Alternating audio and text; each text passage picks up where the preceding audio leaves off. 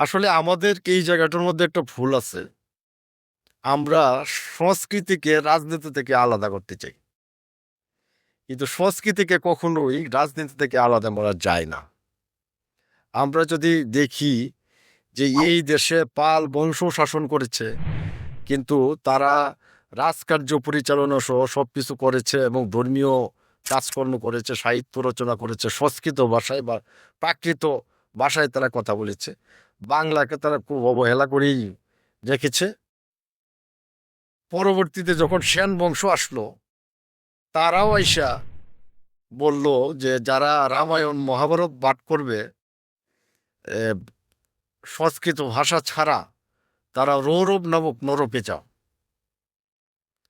তো বারবারই তো আমাদের ভাষা অবহেলিত থেকে গেছে, এবং এর বিপরীত যে ধারাটা জীবন্ত হয়ে আছে, লাইভ যে বিষয়টা, সেটা হচ্ছে আমাদের ভাষা এবং সংস্কৃতি, সেটা জনগণের সংস্কৃতি। এটা এটার বিকশিত রূপই হচ্ছে আজকে বাংলাদেশ। সুতরাং রাজনীতি এবং সংস্কৃতিকে আলাদাভাবে দেখার কোনো সুযোগ নেই।